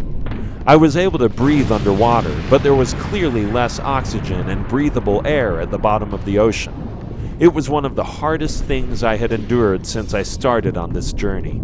I was essentially fighting in ice, and the weight of tons of water weighed down by gravity. It ached to move. Good, Tim, but keep moving. There's another one coming, Pete replied, as I looked up to see another serpent coming at me. I dove to safety as another one came crashing face first. The water was so restrictive, and I was so undisciplined in water control, it took everything I had to maneuver the water enough to move. Swipe! The serpent swiped me with its tail, sending me bouncing hard across the floor. Tim, I know it's hard, but you have got to move. The air is already limited. If these things crowd you, they can suffocate you. You have got to get to a clearing before they cut you off, Eve begged, as I peeled myself off the ground. Crunch! I braced myself as one tried to gobble me up with one bite. I met the beast head-on, forcing its mouth shut in a heroic last stand. It was a valiant effort, but it took everything I had in me to fight off the hypothermia and exhaustion that riddled my body. I had nothing to grip. As soon as I dug my fist into the beast's face, I found myself sliding down its humongous jaws. The beast flicked me wildly, nearly tossing me into its mouth. If the beast had snapped seconds earlier, his teeth would have chomped me in half. I landed on its freakishly jagged teeth in a remarkable bit of luck. I pushed off of its large teeth, flipping forward just as it clenched down. Tim! Eve let out in horror. Boom! It must have been the last of the luck I had. I dove to open air, but I didn't get far. Another serpent nailed me, pinning my body against the serpent I evaded seconds earlier. The momentum created a dust and mud mixture that blinded me. You guys! I exclaimed, gasping for air. I can't breathe! We can't see. The dust is blocking our sight. We can't see a thing, Pete responded hysterically. We can't help. Tim, give us some insight. Anything you can give me. I can't see anything either, I replied. I'm using the water to give me a buffer, but I feel their bodies coming together. Once I run out of energy, they're going to smash me. They can't see at all. They're... Eve added as the force of the water changed, catching my attention. Boom! One of the serpents caught me full contact. Its tail whipped as it jerked wildly. The blows seemed to knock all the air from my body. The momentum of the strike dislodged me. I whizzed through water before gripping the tips of one of the beast's nostrils as it fought wildly to orient itself. Tim, what's going on? Eve responded, hysterical. Let us know how you're doing. We can't see anything. Please, I'm freaking out. I'm scared. It caught me, I replied in faint gasps, holding on, barely conscious. You guys, I don't think I'm going to make it through this. I'm out of energy, you guys. I'm sorry. I was done. My body was in a state of hypothermia. I could barely breathe and my body was maxed out. Only sheer will kept me from letting go. I dangled lifelessly as the monster tossed me from side to side, trying to force me from its face. Tim, no! Don't you give up! Eve shot in a panicked shriek. Tim, dude, you have to move! You're in the open! They use heat and sound to find you, and so if one is there... Pete demanded helplessly.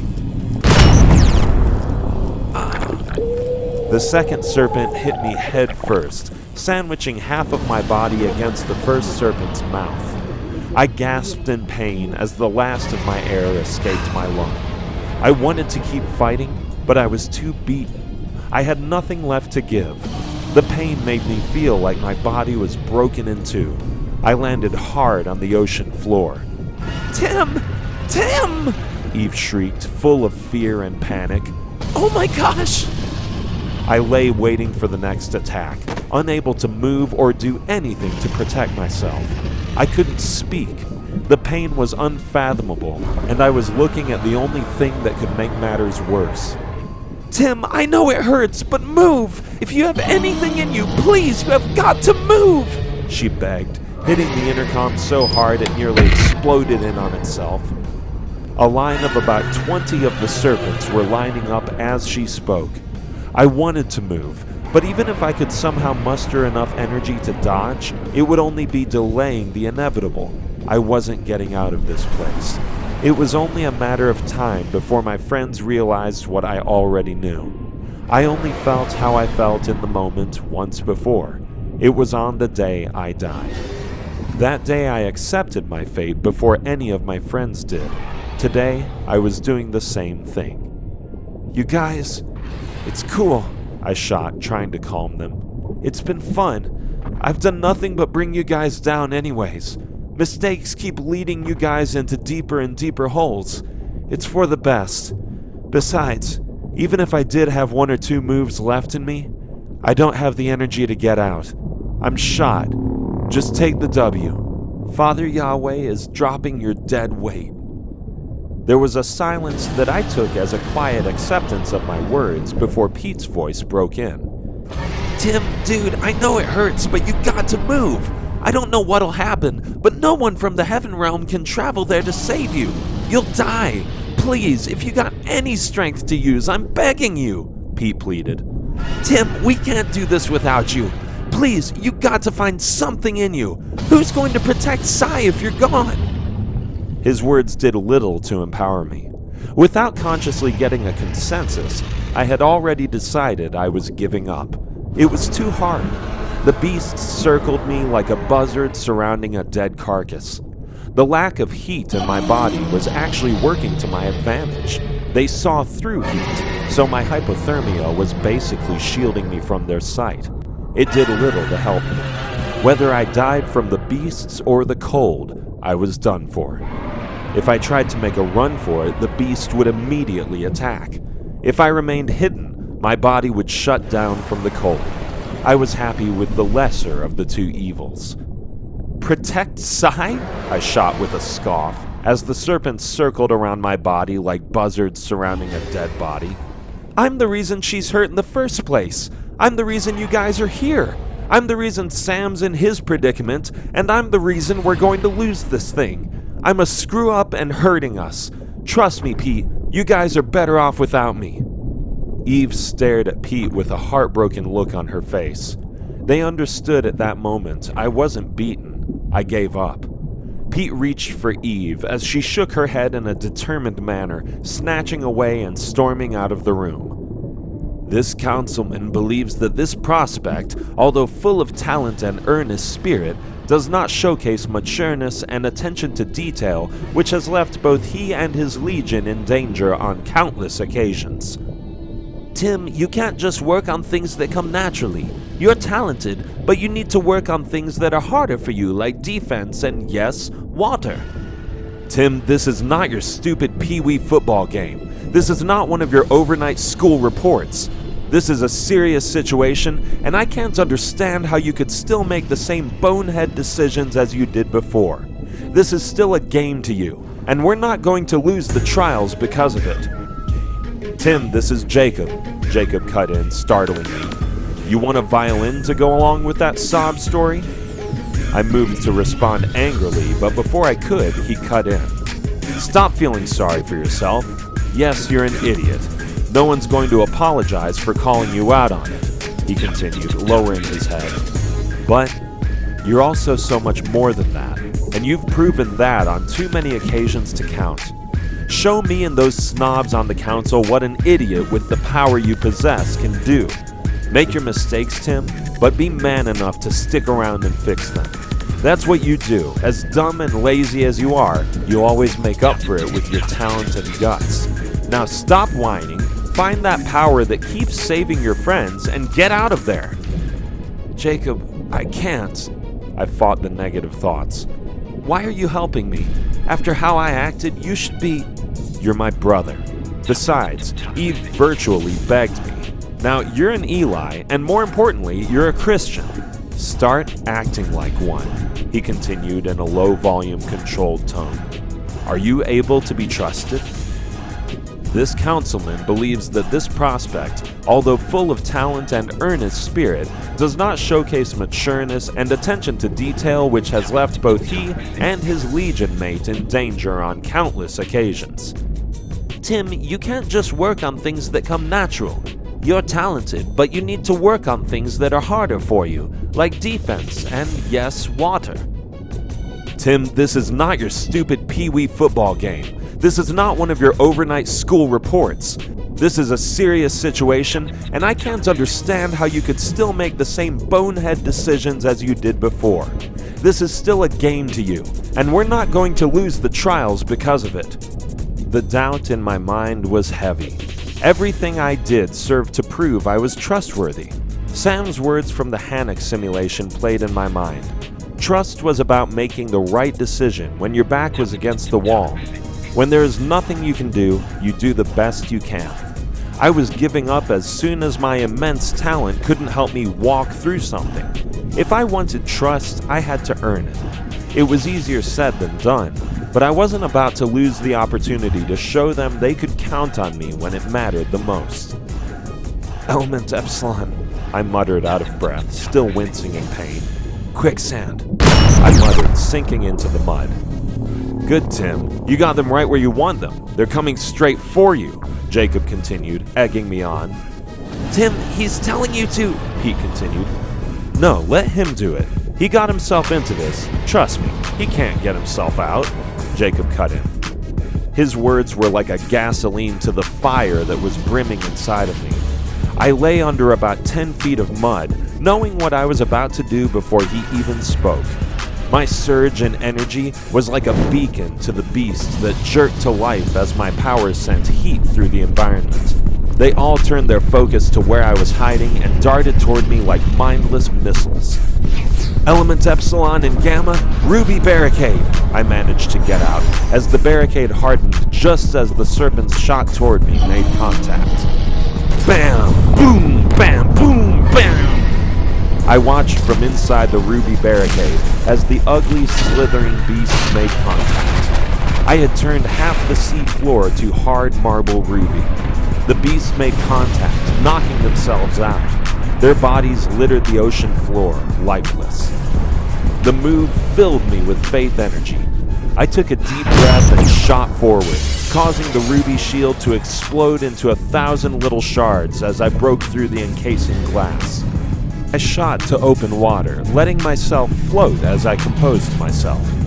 Seriously, that's all you got? Jacob provoked. Because you still got a long way to go to make up for bonehead decisions you've made today. Surviving isn't enough. You want to right your wrongs? Win this thing. Now get your butt in gear.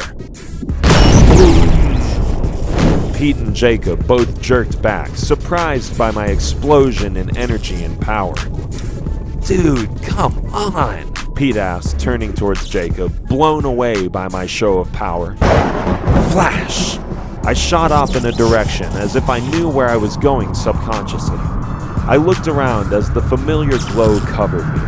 The tips of my hair were lit up, and even my fingernails were now emitting light. I felt beyond invincible. I'm done asking how your brother does what he does, Pete shot, falling into his chair exhausted.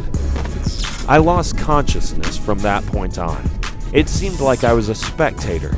I shot out after Herschel, and before I could blink, I was standing in front of him, blocking his path. He stared at me, unable to comprehend what he was looking at. How? He responded, staring at me in disbelief. I hovered with my eyes closed, blocking his path as he spoke. The power inside me was like a rushing dam held by a meek gate. I smiled as a calm peace came over. What are you smiling at, Theta? Herschel warned with panic in the undertone of his voice. Victory, I replied, opening my eyes as the power exploded out of me. Whoosh! An explosion of energy sent a power so great through the water that the waters parted around us. I slowly descended as the raging water swirled around me, as Herschel fell hard, landing face first, hitting the suddenly empty sea floor. You have got to be kidding me, Pete muttered in an exasperated tone. What are you? He muttered, spitting up water as he fought to his feet. I smiled as the power shot through every pulsating cell in my body. Jacob had opened something in me that I didn't know I had. I felt like I could do anything I wanted to. I didn't want to lose the power I felt. It was so addicting and calming. Element Beta, Water Command, Subatomic Stance, I replied, making it up as I spoke. Herschel fell over, flabbergasted by what he was witnessing. I stared at him, and my eyes were so bright that their reflections shined off of his armor like sunlight. They were so vibrant he had to shield his face. I flexed as every water particle hung in limbo, separated into neat droplets all around us. How can you do this? He replied, sprawling backward, looking around like he couldn't believe what he was looking at. I closed my eyes once more, causing the water droplets to vibrate violently. My name is Timothy Eli. This is my home planet and my inheritance. It yields to my authority, not yours, I replied, opening my eyes, causing the drops to explode like firecrackers. I had no idea what I was doing or how I was doing it. I knew I had to react before the power disappeared. Before Herschel could get his bearings, I shot toward the staff, knowing instinctively where it was. I landed in a labyrinth shrouded in darkness. I could hear hissing and movement all around. Tim, it's right ahead, but be careful, there's... he uttered before my actions cut him short. Whoosh! I flexed, emitting a light that turned every creature in the room to ash as I walked up to the stand and snatched the staff off of its holster and shot back through the way I came. I zoomed by, grabbing Herschel by the shirt collar as the water crashed down around us. I shot at the speed of light toward the portal we came down on. All right, Tim! Pete screamed, bursting, turning to Jacob. He was surprised to see a worried look on Jacob's face. What's going on? He followed up, recognizing Jacob's demeanor as a tell immediately. "Grab Herschel and bring him back and the staff back here! Now book it, Tim!" he exclaimed, panic seeping out with every word. I soared like a bullet, heading for the portal hole. Poof! He shot a wind blow, fighting to get free. "Let me go," he replied, shrugging me off. I stared at him like he had lost it before releasing him, surprised by his outburst. "It's over," I replied angrily. "You lost." He shook his head mockingly, staring in the distance like he was preparing for a battle. "What are you doing?" I replied, still trying to understand his actions. "Are you really that thick?" he shot back. "Your little show of power just alerted every demon in the vicinity. We're in the Bermuda Triangle. This is the former base of the Watchers. If you uploaded the debriefing, you would have known that. It was a must to hide our power, kid." "What do you mean?" I replied, turning to him, surprised. "Take a look," he replied, pointing at a target on the horizon. As he spoke, I used my anointed sight and turned in the direction he was pointing toward. He was right. There was a battalion heading in our direction. "Who are they?" I asked, sounding dumber than a rock. "What are you looking at?" he asked, fixing his gear. I zoomed in one more time to get a better look. "It's a large ship, and it looks like one skinwalker. He's big, but nothing too bad," I replied, shrugging it off. "They must be a scouting party." Herschel shook his head, disappointed, before glaring at me angrily. "Hurry, move!" he replied, suddenly changing his demeanor. He pushed me out of the way before diving for safety himself as the water erupted beneath us. "What the?" I replied, reeling.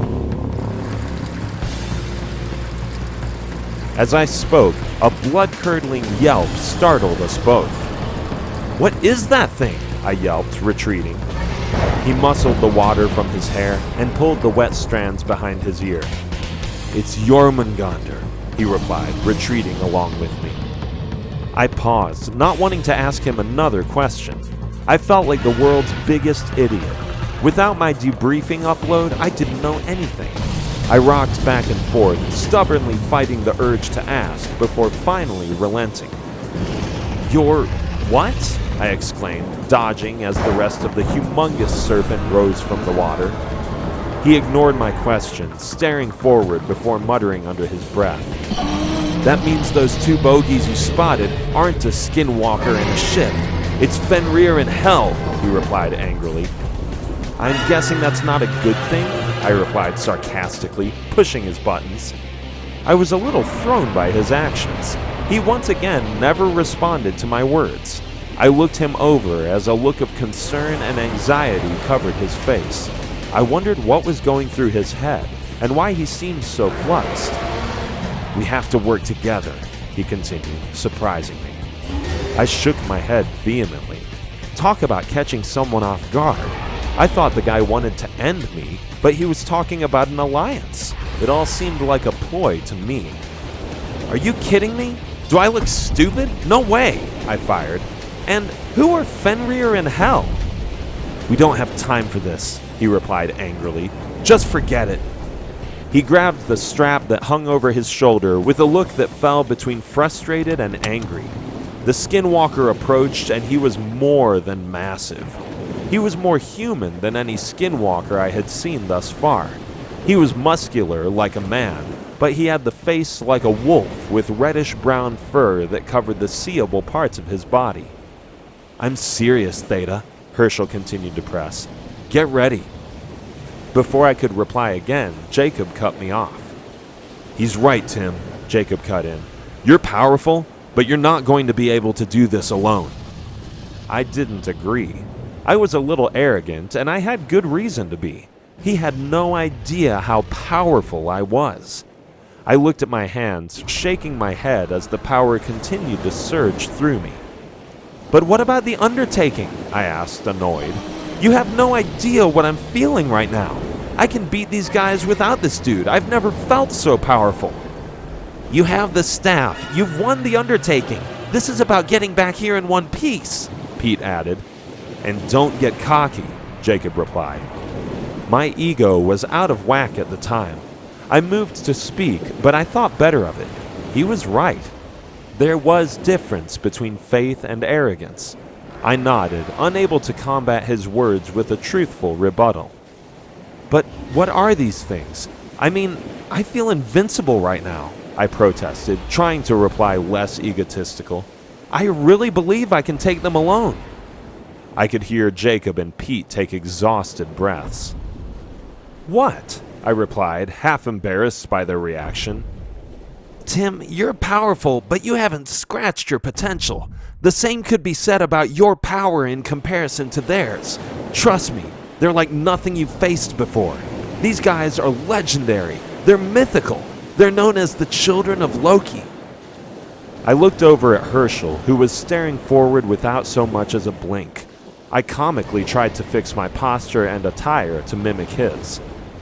Who is Loki? I asked, still sputtering in my crash course in everything mythical. Some of this stuff doesn't even need to be said, even without the BAU debriefing. I thought you guys learned your own history, Herschel replied, eyeing the beast. Loki is one of the Nephilim, or children of the Watchers. You may be more familiar with their father's nemesis, the Norse god Thor. I stumbled, trying to pull something from the black hole of memories from my school days, and drew a blank. I sputtered, remembering a faint detail from one of Jade's lessons. So these guys are actual Nephilim? I asked. Herschel shook his head without a reply, mockingly chuckling to himself. Well, second generation, but yes, Pete answered. What do you mean second generation? I replied, as thick as a rock. Like Herschel said, they're the children of Nephilim, who are the children of the Watchers and rebel angels, Jacob added, annoyed. You really need to learn this stuff, Tim. As we spoke, they came into normal view. The ship stopped as a lady appeared from it. Half her body was pale white, and the other side was coal black. She and Fenrir both wore uniforms that the Highgates wore at the Battle of New Angeles. The lady was sickly looking, almost like she was a zombie. She had a long, gangly body and long white hair. She looked like my old math teacher, Mrs. Crabtree. Thinking back on my time in her class, I wouldn't be surprised if they were one and the same. What is she? I asked, inspecting her. She moved her arms like she was inspecting them after a new manicure. She is the head of the Reaper Corps, Herschel replied. She is the princess of the second ring of hell. Fenrir and Jormungandr are the princes. When you hear someone say, go to hell, she's who they're talking about. She is where the word hell derives from. I ignored him, staring forward at the weird-looking old lady, surprised at how she could even move. She looked so sickly and pale. Was this supposed to be a part of the undertaking? I replied. Herschel clenched his fist, shaking his head no. No, but it was always a possibility, Jacob replied. Like Herschel said, you were supposed to tread lightly. I didn't know you were going to be so powerful. Had I known, I would have said something. I was trying to get the two of you out of there. I sensed you may have brought attention to your location. Based on your location, I was sure the children of Loki would be protecting it. Great, I replied flippantly. Hel headed toward us, floating through the air like a specter. Fenrir flew by her side. Serpent slowly began to morph. Its body started to pull into a star-like light until the light was the only thing present. Slowly the light dimmed as Jormungandr appeared from the water beside the other two demons. Tim, stay on your guard, Jacob warned as they inched closer to us. They stopped about 50 yards away from us before Fenrir stepped forward. Give us the orb and we'll allow you to leave, said Fenrir, sizing us up as they approached. Their power was unreal. They made the Highgates we faced at the Battle of New Angeles look weak in comparison. I could feel their light energy. They were remarkably strong. At our current level, I wasn't sure if we could match them. You still feeling confident? Pete replied, poking. Hey, those thoughts are private, I replied via BAU.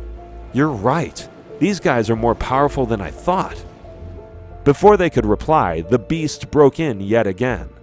We know about your stupid little trials. We couldn't care less. If you decide to be brainless automatons in an army to shower the universe in bubblegum and smiles, that's your deal. But give us the orb back, said Jormungandr. We stared at them, unmoved by their threats. I see we have a couple of tryhards here, Hel hissed. I looked at Herschel. He stared unmoved with a stern glare, and he didn't so much as blink in the face of the amazingly powerful energy emitting from them. Seriously, do like the thousands of prospects before. Hand it over and go play army with each other in a duel, Fenrir continued, turning to his comrades with a chuckling smile. It really isn't worth it. I didn't know what to do.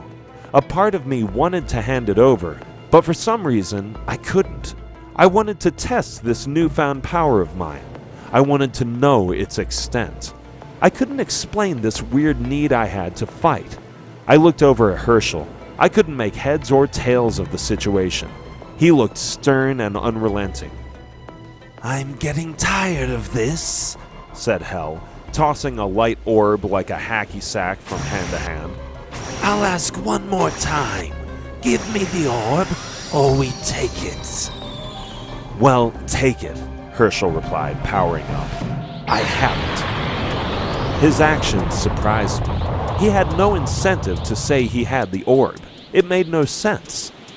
I'm not as fast as you are, but I can keep them occupied, Herschel replied via BAU. They think I have it. I'll put up a fight long enough for you to get the staff to the Heaven Realm.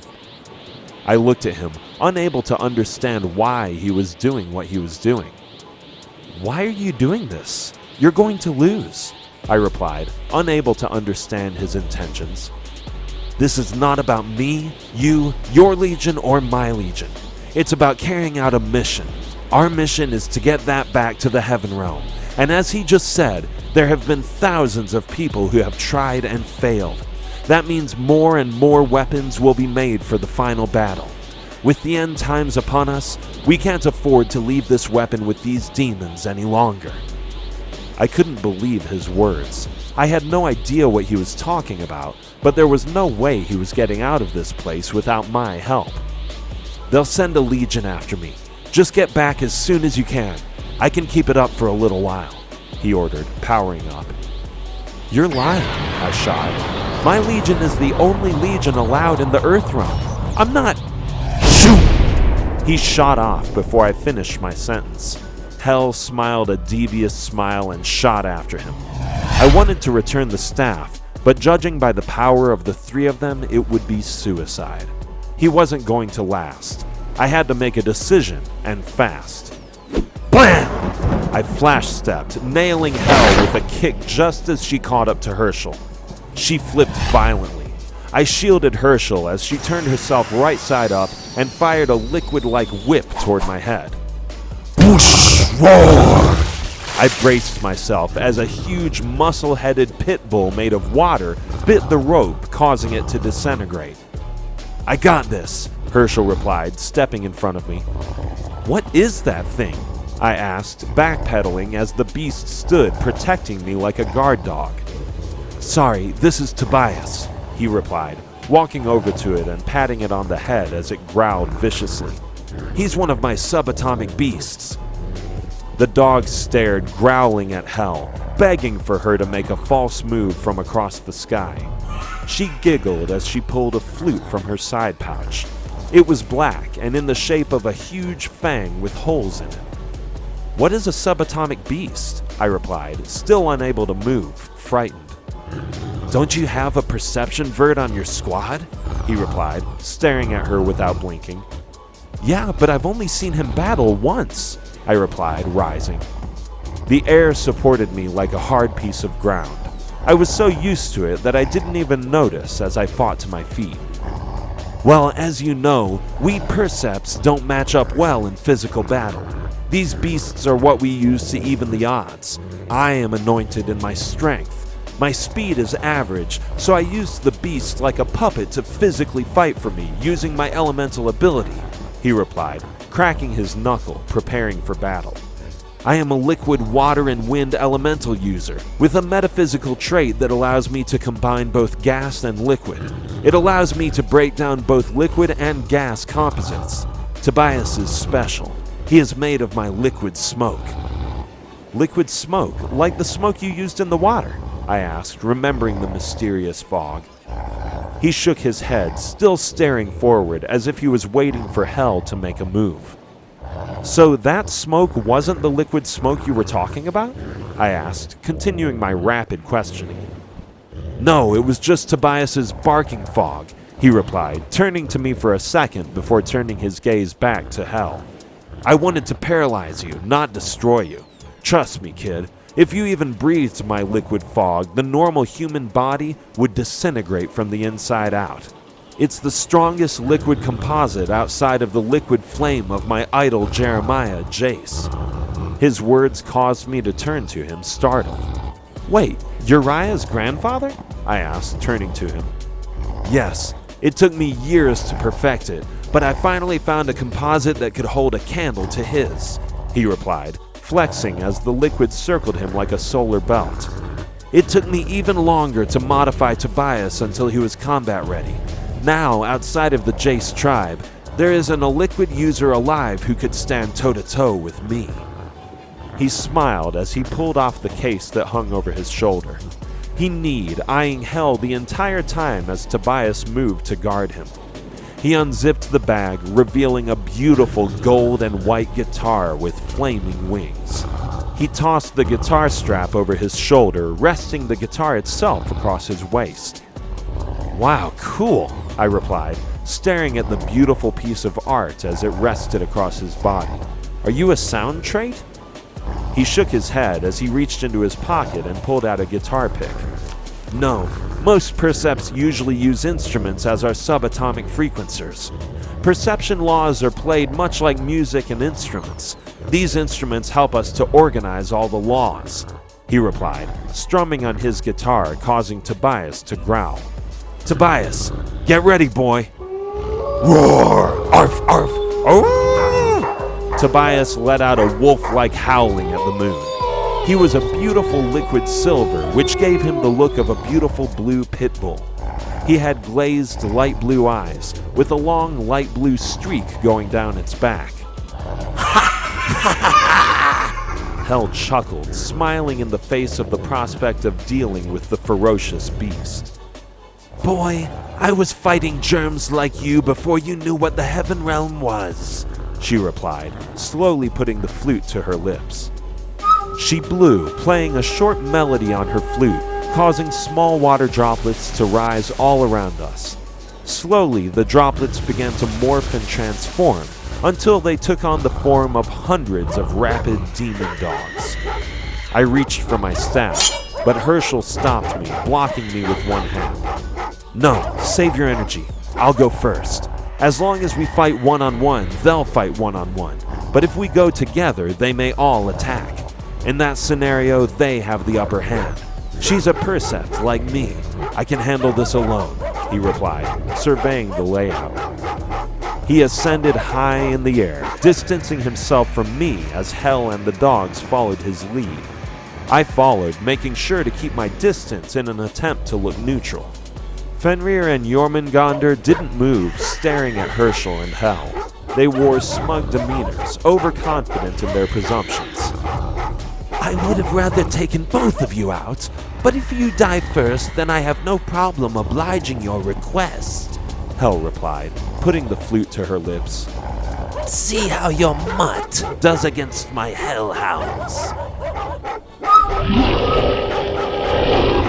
As she finished her speech, she played a tune on her flute, causing the hideous hounds to bellow like they were experiencing unspeakable pain. They flailed violently, like the sound of the flute was piercing their brains.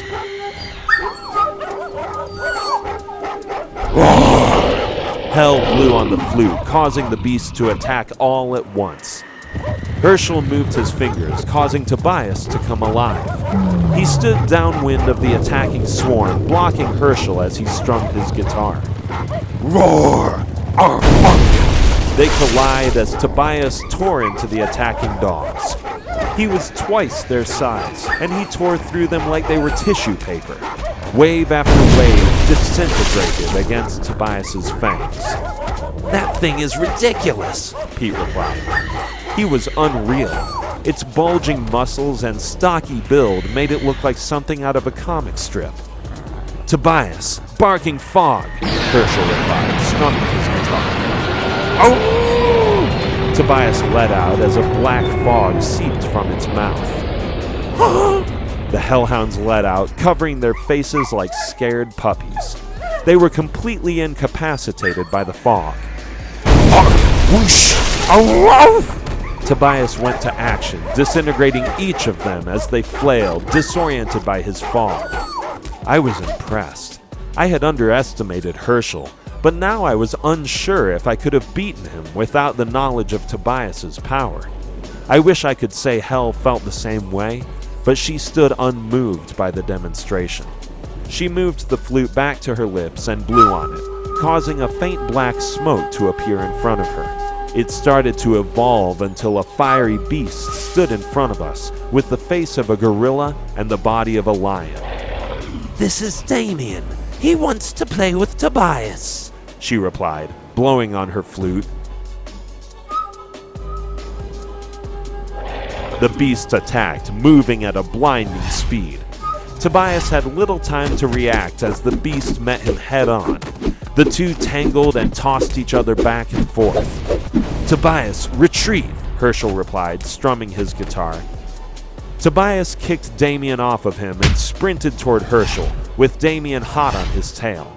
He leaped into the air and disappeared into Herschel's guitar. Herschel raised his hand, stopping Damien in midair.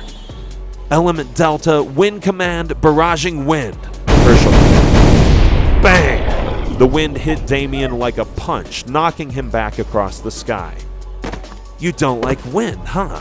Herschel replied, changing his fingers on his guitar. Well, this is a bihu. A wind twirled violently until a beautiful white lion made of light and wind appeared as the wind dispersed. Hell smiled smugly. You are quite the subatomic engineer, aren't you? She replied. But trust me, boy, you have no idea who you're dealing with. Playtime is over. As she spoke, Damien multiplied, splitting himself into 5 separate beasts, each a different shade than the last. How? Herschel replied, flabbergasted at what he was looking at. Each of the clones emitted an element like a star. Experience breeds talent, kid, and I'm sorry to say, in that regard, you're outclassed. I'm sorry, girl, Herschel replied, patting a bihu on the head before sucking her back into his guitar. I'm going to have to do this myself. As he finished his words, he closed his eyes and took a deep breath. As he exhaled, he opened his eyes, emitting light. Subatomic third dimension, light command, alternate world, he replied, as the world changed around him. He moved his hand as the world began to change, like I was looking through a kaleidoscope. When it stopped changing, it landed on a dark purple. World dimension change, huh? You really are an exceptional young man. There aren't many prospects that have that kind of control. I'm impressed, she replied, with an eerie smile. He looked down at his hands as wind swirled around him. Don't act coy. This is child's play for you, he replied, staring at her intently. Let's just get this over with it. As he spoke, the atmosphere changed. Their demeanor changed as well. The first part of the fight, they were just feeling each other out. It seemed to me the real battle was finally about to begin.